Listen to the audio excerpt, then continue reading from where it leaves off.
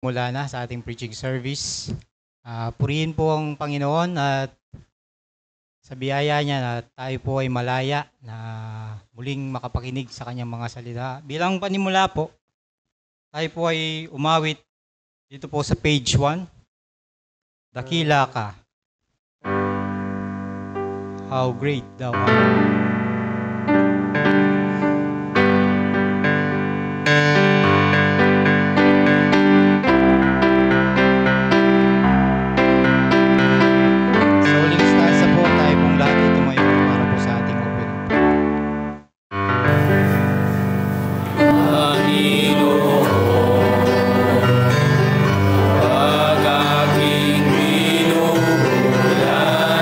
Ang kalakhan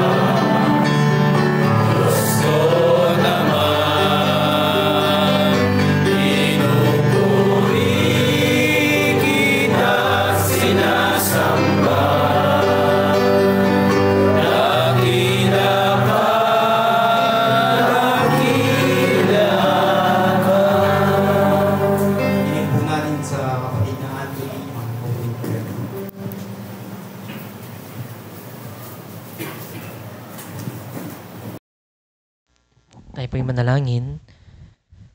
Dakilang Diyos na banal at makapangyarihan sa lahat, Ama, patuloy po kaming nagpupuri at sumasamba sa napakabiyayang umaga po na ipinagkaloob niyo po sa amin upang kami po ay magtipon, purihin at sambahin po ang inyong pong ngalan. Itaas po kayo sa aming pong mga buhay. At ganoon din po ay aming pong marinig ang inyong pong mensahe, ang inyong pong kalooban sa mga buhay po namin. Ama, maraming salamat po sa pagkakataong pong ipinagkaloob po niyo po ngayon. Hinihiling po namin ang inyong pong banal na Espiritu, ang siya pong manguna po sa bawat isa. Lalong-lalo na po, Ama, ang inyong pong anak na itatayo sa pangangaral po ng inyong pong mga salita. At bigyan niyo rin po kami ng pusong mapagkumbaba. Tanggapin po namin ang inyong pong mga salita at gawin po namin sa aming pong mga buhay. Pagpalain niyo po, Ama, ang oras pong ito. Pagpalain niyo po ang bawat isa po sa amin. Maging ang mga kapatid po namin, nakasama namin po sa Facebook at sa lahat po ng mga dadatnan po ng inyong pong mensahe sa aming pong online. Maraming salamat po, Ama. Ibinabalik po namin ang mataas na pagpupuri at pagsamba sa tanging pangalan po ng aming pong Panginoong Hesus. Amen.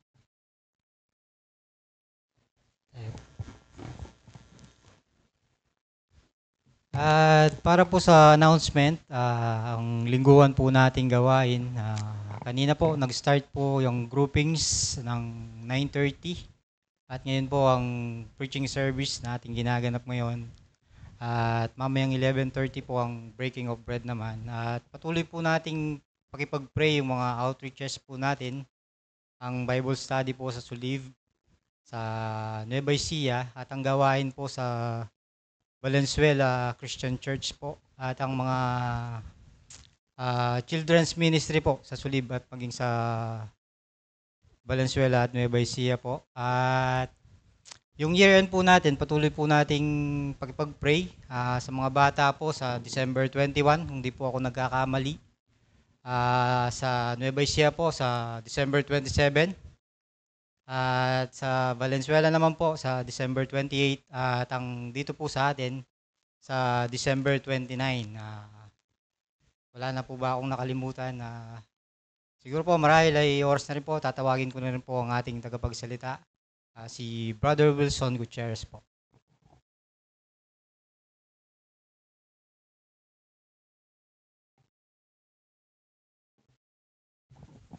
Magandang umaga po sa ating lahat. Okay. Ang message po natin ngayong umaga ay may kinalaman po sa pagmamahal ng Panginoong Hesus sa kanyang iglesia. Jesus loved the church. At meron pong isang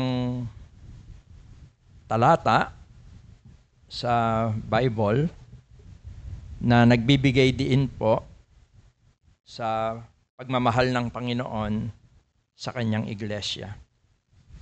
Dito po sa Efeso chapter 5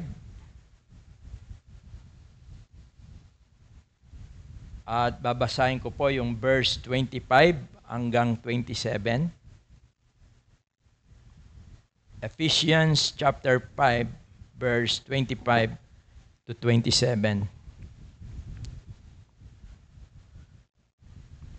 Mga lalaki, ibigin ninyo ang inyong asawa gaya naman ni Kristo na umibig sa iglesia at ibinigay ang kanyang sarili dahil sa kanya upang kanyang pakabanalin ito na nilinis sa pamamagitan ng paghuhugas ng tubig na may salita upang ang iglesia ay maiharap sa kanyang sarili na maluwalhati na walang dungis o kulubot o anumang gayong bagay, kundi ito'y nararapat maging banal at walang kapintasan. Pagpalain po ng Diyos ang kanyang mga salita at tayo po ay saglit na manalangin. Ama, lubos ka po naming pinasasalamatan, pinupuri, sinasamba sa mga sandali pong ito. Pangunahan mo po kami sa aming pagninilay sa iyong mga salita. At nawa ang aming panalangin ay lubos po naming makita ang mga katotohanan ng iyong mga salita. At magsilbi itong kalakasan sa aming pananampalataya at magsilbi rin po itong liwanag sa aming pamumuhay. Pagpalain mo po ang oras na ito. At ang lahat po ng ito ay aming pong samot dalangin sa makapangyarihang pangalan po ng iyong bugtong na anak na si Jesus. Amen. Okay. Bagamat ang mga talata po na ating binasa ay isa sa mga paboritong mga talata po ng mga may asawa, no? Yung mga kalalakihan, sapagkat nakakapaloob po rito yung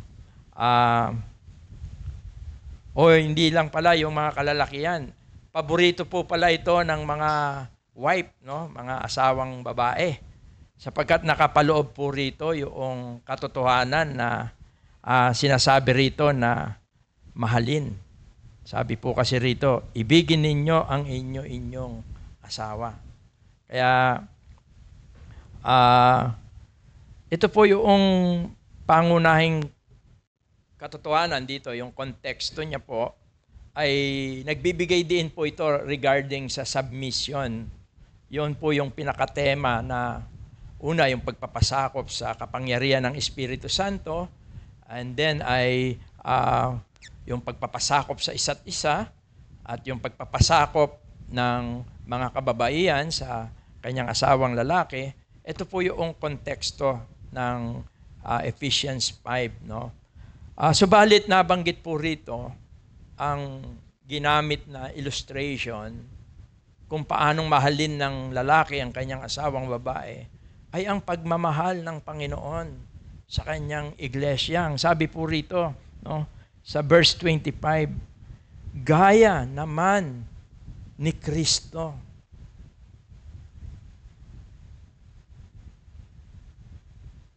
Gaya naman ni Kristo na umibig sa iglesia. Kaya this morning po ay atin pong tatalakayin ang may kinalaman po sa pagmamahal ng Panginoong Yesus sa kanyang iglesia. Pero bago po yan, gusto ko muna pong liwanagin natin. Ang salita pong iglesia ay galing po sa Greek word na ekklesia. Two words siya, means called out. Tinawag para umalis. At ayon kay Pedro sa kanyang unang mga sulat, epistola, ang mga sumampalataya kay Kristo ay tinawag sila mula sa kadiliman tungo sa kaliwanagan. No? Kaya yon po yung word na ekklesia. Kaya ang word na iglesia, tinranslate, ang translation niya sa English ay church. Ang sabi niya, even as Christ also loved the church. Kaya ang church po, in a biblical definition, ang church po ay hindi po siya building. Church is not a building. Church is a group of believer. Ang church po ay pagsasama-sama ng mga mananampalataya kay Kristo. Mga tinubos ni Kristo. Kaya nga po sa atin, naniniwala tayo na ang lahat ng sumampalataya ay bahagi ng kanyang church. At ang church ay inialin tulad sa katawan.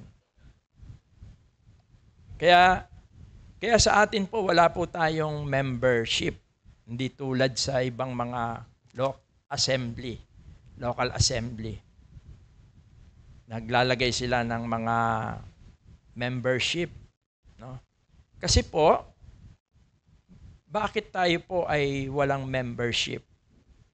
Una po, kasi kahit na regular attendees ka, every Sunday, every gatherings ng church, kahit na regular ka, kung ikaw ay hindi patunay na sumampalataya sa Panginoong Yesus, you are not belong to the church. Kasi ang church po ay mga tao po ito na sumampalataya kay Kristo na nagsasama-sama. Kaya po ang church ay mayroon siyang yung two types of church. May dalawa siyang uri. Una, yung tinatawag na universal church, kung saan ang lahat ng sumampalataya kay Kristo ay kasama doon sa tinatawag na universal church. Sa buong mundo po na ito. Hindi natin alam po yan, hindi natin sila kilala. Pero ang Diyos po, kilala niya ang mga tunay na sumampalataya. At sila po, ayon sa 1 Corinto 12, sila ay binautismuhan sa Espiritu, means sila po ay na-incorporate doon sa tinatawag na universal church. Kaya hindi lang po tayo yung mga Christian. All over the world, marami po. Although maraming professing Christian, lalo na sa panahon natin, but God knows kung sino talaga yung mga tunay na Kristiyano. At sila'y bahagi ng tinatawag na universal church. At ang isang uri ng church ay yung tinatawag na local church. Yung universal church, tinatawag siyang invisible church sapagkat hindi mo makikita sa iyong mga mata. Sapagkat ito ay nakapaloob doon ang lahat ng mga believers. Ang local church ay nakikita. At ang local church ay ang mga Kristiyano na nagtitipon sa isang lugar o sa isang locality. Kaya tayo po ay maaaring matawag na local church. Subalit, alam ng Diyos, at ako'y nananalig, nawa ang bawat isa sa atin ay tunay na sumampalataya sa Panginoong Yesus. Sapagkat ang Panginoong Yesus, siya ang nagtayo ng kanyang iglesia. Sabi niya sa Mateo 16, I will build my church. Kaya, hindi lang siya ang nagtayo, siya rin ang naging pundasyon ng church. At itinayo niya ang kanyang iglesia sa pamamagitan ng kanyang kamatayan at ng kanyang muling pagkabuhay. Sapagkat sa pamamagitan ng mensahe ng magandang balita at ang sino mang sumampalataya sa magandang balita at tumanggap kay Jesus bilang Panginoon niya at tagapagligtas, siya'y pananahanan ng Espiritu Santo at sa oras na yan, siya ay magiging bahagi ng tinatawag na universal church at kung siya ay dadalo sa isang locality, tinatawag itong local church. Kaya ang church po, hindi siya building.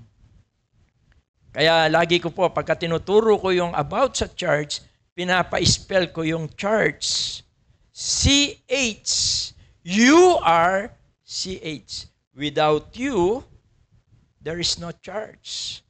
Kahit na napakaraming mga dumadalo, kung walang talagang tunay na sumampalataya kay Kristo, hindi siya pwedeng matawag na kasama sa church.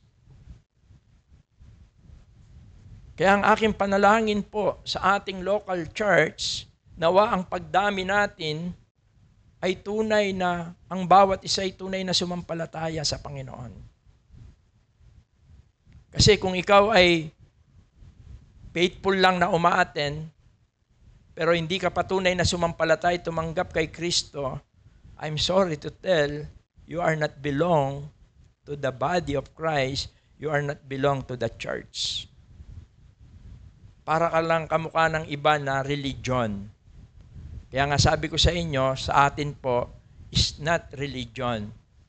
It is more on relationship with God through Christ. At yun ang church. Kaya wala tayong membership.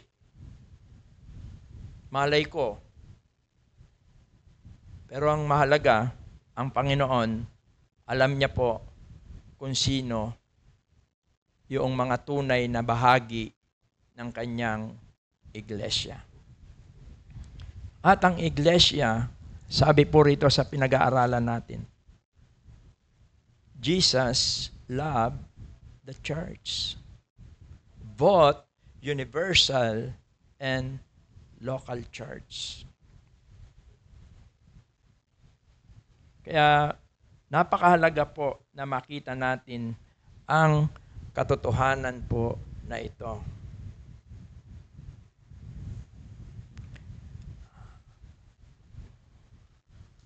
At alam ninyo po, ang church po na lubos na minamahal ng Panginoon, ang sabi po niya rito, kung titingnan po natin,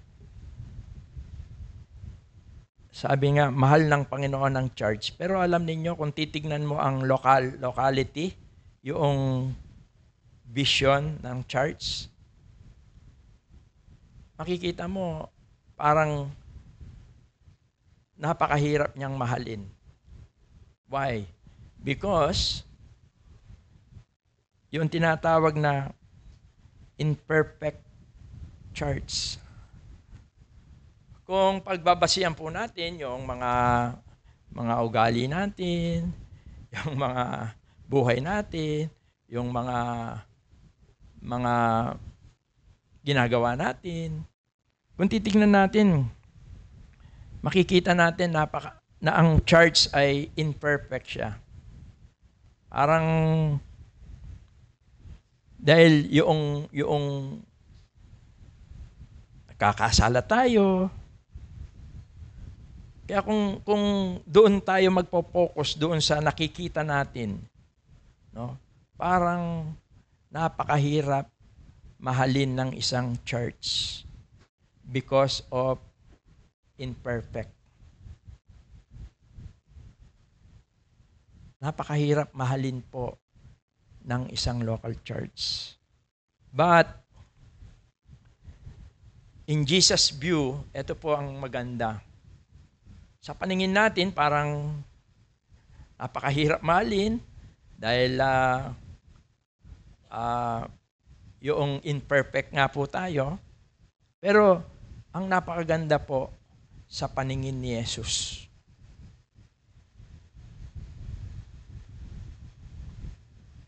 Sapagkat hindi niya po tayo tinitignan doon sa tinatawag na ating fallen state. Yung ating pagiging makasalanan. Hindi niya po tayo tinitignan doon. Tinitignan niya po tayo bilang isang kasintahan. No? Na inihahanda para tayo ay kanyang maging asawa. Kaya yun po yung inalimbawa doon.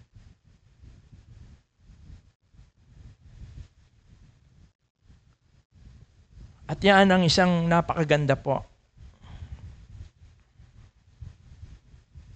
Kaya isang bagay po na masasabi natin na ang Panginoon ay mahal niya ang kanyang iglesia at hindi niya tinitignan yung mga bagay na kahinaan natin. Kundi bagkus, Tinitignan niya tayo parang isang babaeng kasintahan na inaayusan upang maiharap na napakaganda sa kanyang harapan. Kaya gusto ko pong tingnan natin yung pagmamahal ng Panginoon sa kanyang iglesia. Dito sa verse 27, malinaw po na sinasabi po rito. Ang sabi po dito sa verse 27,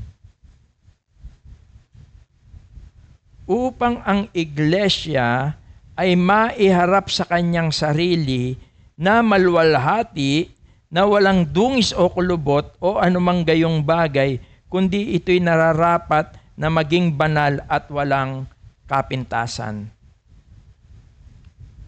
Paano po yon? Ang sabi po rito, verse 26, upang kanyang pakabanalin ito na nilinis sa pamamagitan ng paghuhugas ng tubig na may salita. Verse 25, paangat po ako, no? Sabi niya, kung paanong ang iglesia, verse 25, sabi po,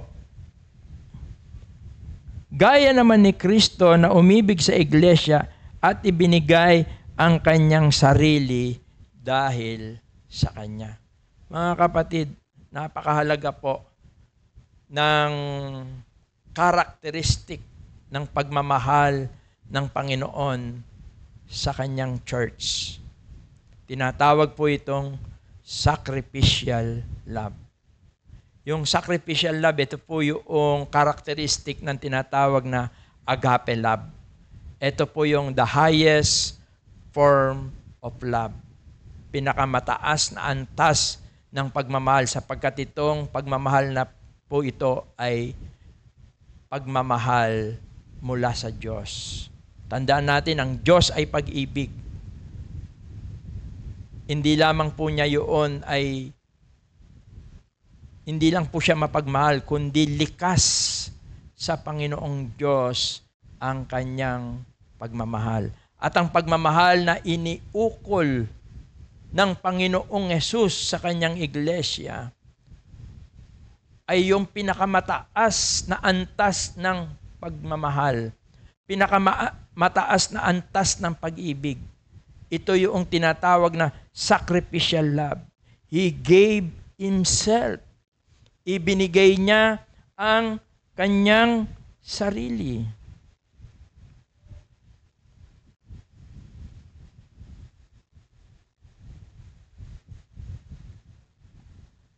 At kung titingnan po natin, isinakripisyo niya ang kanyang sarili dahil sa kanyang pagmamahal sa church.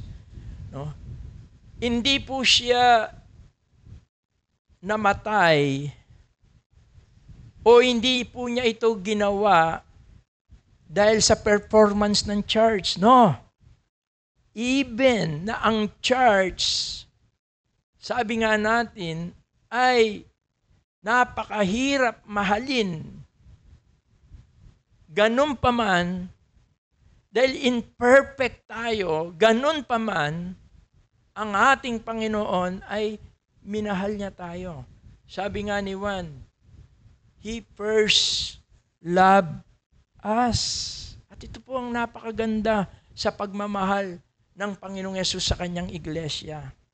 Sa kabila ng tayo ay maraming mga pagkukulang, sa kabila ng tayo ay unlovable, no? Sa kabila ng tayo ay kung minsan ay self-centered, sa kabila ng tayo ay walang pakialam, no? Sa kabila ng mga negatibong mga bagay na maaaring lumitaw sa atin, sa kabila po niyan, ang napakaganda po, ang ating Panginoon ay minahal niya tayo at inihandog niya, inialay niya ang kanyang buhay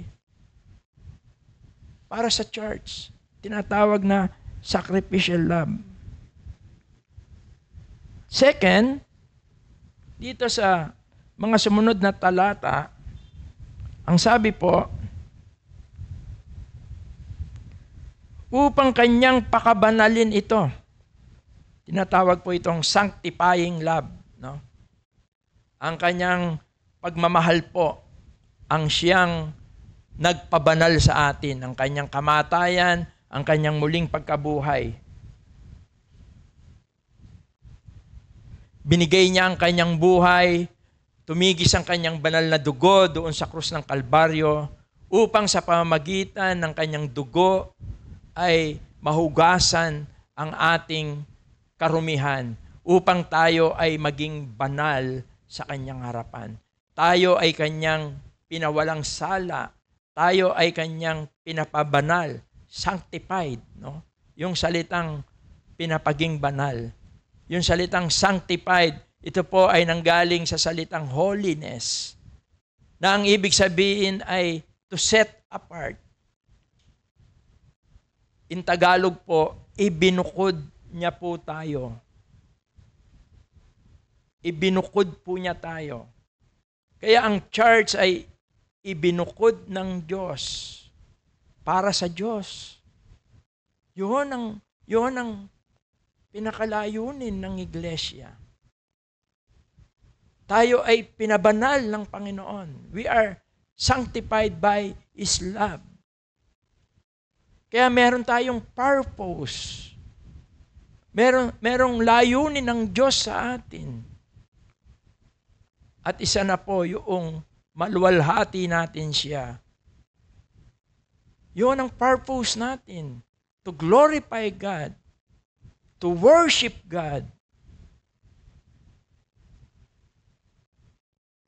Kaya, without the sanctifying love of Christ, we cannot please God. Kaya nga po, ang sabi ni Pablo sa Roma 12, Kapitulo 1, isang napakagandang talata. Kung minsan ito po yung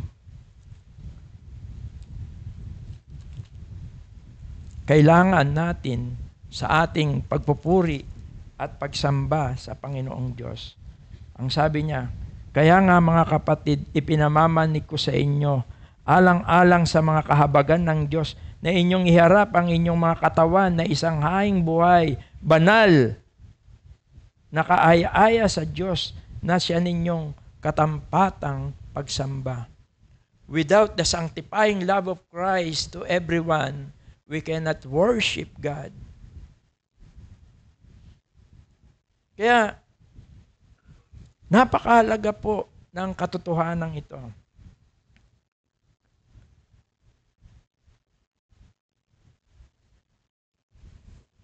At pangatlo po, alam niyo po ba na ang church ay ginamit na metaphor o paghahalimbawa sa church ay tulad ng isang babaeng ikakasal.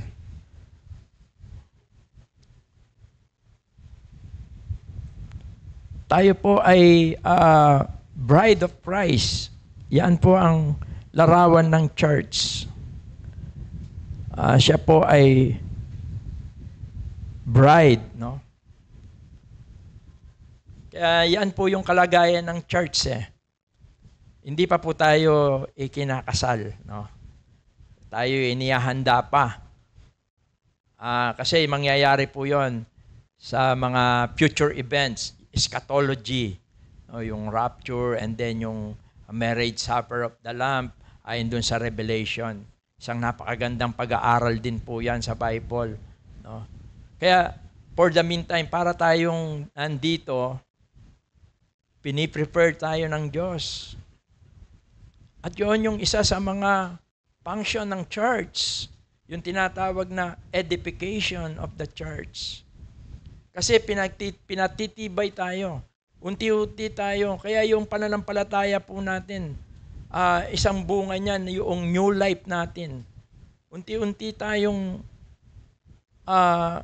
pinapaganda ng Panginoon as a bride. Ano po? At yan yung kalagayan natin. At ang sabi nga dito sa Efeso, tayo ay, sabi niya, upang kanyang pakabanalin ito. Yun yung sanctifying love ni Christ, no? Na nilinis sa pamagitan ng paghuhugas ng tubig. Alam niyo yung paghuhugas dito? Alam niyo yung tubig dito? Ito yung Holy Spirit. Kaya nung sa time ng Panginoong Yesus, no? Yung noong siya ay tumayo sa isang feast, no? Ang sabi niya, lumapit kayo sa akin kayong mga nauuhaw. At kayo'y paiinumin ko ng tubig na kailanman ay hindi na kayo mauuhaw, yung satisfying. Ito yung work ng Holy Spirit sa buhay natin. And the fruit of the Holy Spirit is love. At ang kanyang, sabi rito, tubig na may salita, the power of the Word of God. Kaya yung pong mga pag-aaral natin, kailangan yan ay sinasa puso natin. Because yung transforming life po natin, yan yung paraan ng Panginoong Diyos kung paano niya inihahanda ang church para maiharap sa Kanya na walang batik, walang kulubot. No? Ngayon po, sa mga wedding, isa sa mga pinaglalaanan ng ikinakasal, yung pagpapaayos ng bride. No? Yung bukod doon sa bihis, yung pagme-makeup, no? Para paglakad niya doon sa makikita siya, maganda siya. Ganyan po ang ginagawa ng Panginoon sa atin ngayon. Sa kapangyarihan ng Espiritu Santo at sa kapangyarihan ng kanyang mga salita, tinatransform niya ang mga buhay natin. Unti-unti niya tayong binabago sa wangis ng ating Panginoon. At ito'y nagpapakita yung Bride of Christ, pinapakita nito yung malalim at na relasyon natin sa Panginoon Jesus. Sabi nga, demonstrating deep and enduring affection. Yun ang pagmamahal ng ating Panginoon sa atin. Inihahanda niya tayo. Kaya, yung rapture, kaya hindi pa po siguro nangyayari dahil inihahanda pa tayo ng ating Panginoon. Upang ang sabi niya rito,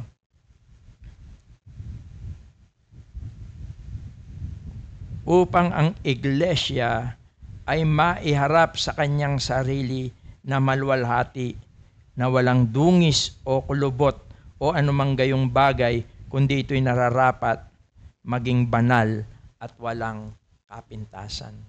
Kaya ito po yung pagmamahal ng ating Panginoon. No? Sacrificial love, sanctifying love, at tulad ng isang lalaking ikakasal sa kanyang kasintahang babae. At tayo yung kanyang kasintahan.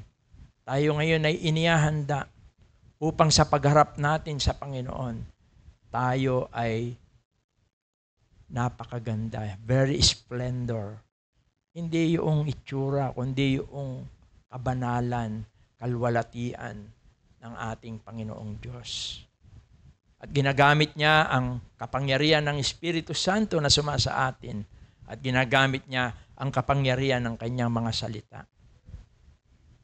Kaya ito yung kalagayan natin as a local church sa harapan ng Panginoon. And lastly, siguro bilisan kong konti, ano po yung response naman natin bilang church sa pagmamahal ng Panginoon? Paano natin tutugunin o paano tayo magre-response doon sa pagmamahal ng Panginoon? Mahalin din natin. Kung ano yung mahal ng Panginoon, mahalin din natin. No? mahalin din natin po ang ating iglesia, lalo na ang ating local church.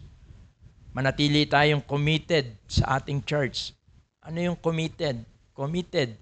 Ginagamit to sa mag-asawa, no? Parang committed ka na.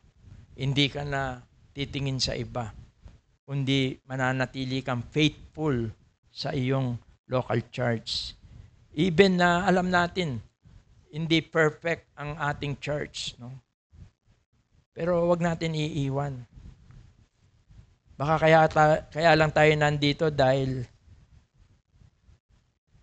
wala na tayong ibang mapuntahan. Dumating po sa life ko yung nagmuni-muni ng mga unang panahon. Dahil meron kami mga offer for abroad. Pero dahil kinumit namin ang sarili namin sa iglesyang ito, hindi po namin iniwan ng iglesia. No matter na marami kaming nakikita na nakaka-heartfelt, no? Nakakadismaya. Maraming mga bagay kaming naranasan, nakita. Pero never naming inattempt na iwanan ang iglesyang ito. Bakit? Sapagkat kinumit namin ang aming buhay. Kaya hanggang ngayon, nandito kami naglilingkod. Not by chances po ito. Kundi kinumit namin dahil mahal namin ang iglesyang ito. Never po naming iiwan sa tulong at biyaya ng Panginoon. Kahit maghirap pa kami, kahit hindi namin iiwan dahil mahal namin ang iglesyang ito. At nakahanda rin kaming magsakripisyo para sa iglesyang ito. Yun yung sacrificial love. At dapat nating maunawaan na ang iglesia ay work in progress siya. Gumagawa ang Panginoon. Maging bahagi tayo nung paggawa ng Panginoon. Maging bold tayo.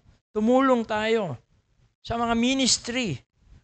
Gampanan natin ng may pananampalataya, may pagtitiwala sa Diyos. Gampanan natin ng may katapatan sa Panginoong Diyos.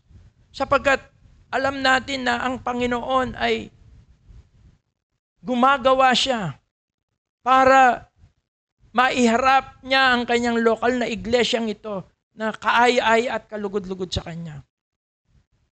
At kailangan natin yung involvement. Yun yung magandang response na makiisa ka sa Panginoon. Maki-cooperate ka sa Panginoon, mag-contribute ka para sa ikalalago, ikagaganda ng ating local church. Don't be a member of SSS. Sit, save, sit satisfied. Mag-involve tayo. At piliin natin na ang iglesia maging tapat po tayo tulad ng pagmamahal ng ating Panginoon. Lagi natin isaalang-alang ang iba. Huwag yung sarili natin. Sapagkat sa pamamagitan niyan, ganyan ang pagmamahal na iniukol ng Panginoon. Tignan natin ang kahalagahan ng iglesia. Tandaan natin ang church ay isang precious entity. Ito po ay binili sa halaga. It is purchased by the blood of Christ, by the life of Christ, by the suffering of Christ, by the death of Christ. Ganoon po yung value ng ating local na church, even the universal or local church. Be present sa ating mga gatherings. Pahalagahan po natin yan. Yung ating fellowship, ministry, worship, evangelism. Yan po yung mga gawain ng iglesia. Makibahagi po tayo riyan. Sabi nga sa Hebrew 10:25, huwag natin kaliligtaan ang ating pagtitipon. Sapagat every time na nagtitipon tayo, yung tinatawag na corporate meetings of the church. Alam nyo, ang presensya ng Panginoon ay laging naririto. Kasama po natin. Kaya sa ating conclusion, ang kagandahan ng local church, hindi natin siya masusumpungan ngayon. Bagamat ito'y maganda, gumaganda. Pero in the end po, makikita ang kanyang kagandahan, ang kanyang kalwalatian para siyang isang magandang babaeng ikakasal sa Panginoon. Kaya nawa ang pagmamahal ng Panginoon sa kanyang iglesia ang siyang maging tuntunin natin. Maging modelo natin ang Panginoong Yesus sa kanyang pagmamahal sa kanyang iglesia. At nawa, mapukaw ngayon ang ating puso, ang ating isip. Matutunan din po natin mahalin ang iglesia ng Panginoon na itinayo niya sa pamamagitan ng kanyang kamatayan at muling pagkabuhay. Na binili niya sa pamamagitan ng kanyang mahalagang dugo upang tayo ay maligtas at maging bahagi ng isang lokal na iglesia. Let us pray po. Ama, salamat po sa umagang ito. Salamat po at nakita po namin ang kadakilaan ng pagmamahal ng aming Panginoong Yesus sa kanyang iglesia.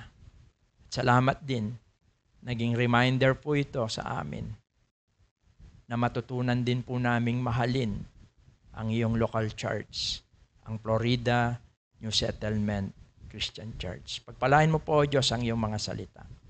Sa ngalan po ng iyong bugtong na anak na si Jesus. Amen.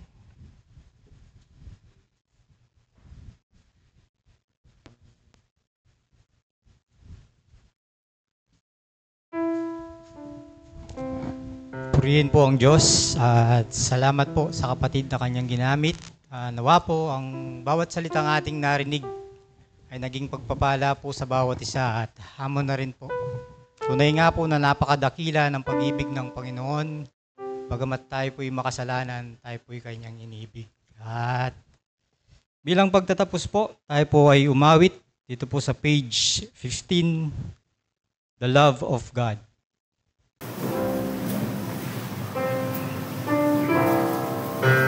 Ibig ng Diyos.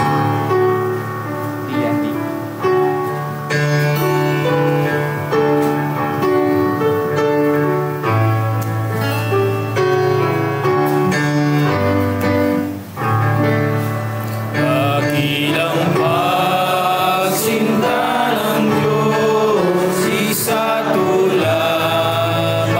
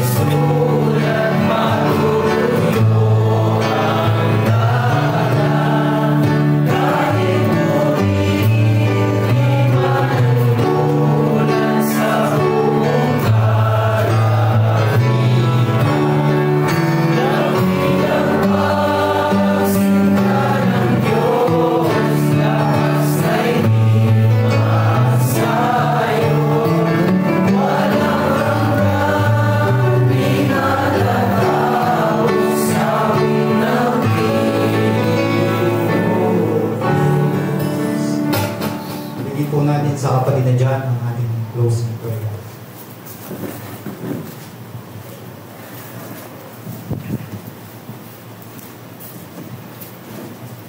Tayo po ay manalangin. Ama namin Diyos na dakila, banal at makapangyarihan sa lahat. Salamat po sa mabiyayang umaga na ibinigay niyo po sa amin. Sa oras po na muli po kami po ay nakapakinig sa inyong pong mga salita at nagkaroon po ng fellowship sa bawat isa. At nawa sa amin pong pakikinig, tunay po na ang mga salita po ninyo na nahayag po ay pumukaw sa aming pong mga puso't damdamin. Na muli pinaalala niyo po kung gaano niyo po kami kamahal, na kami po ay niligtas po ninyo sa aming pong mga pagkakasala. At kami po ay binukod po ninyo bilang isa pong lokal na iglesia.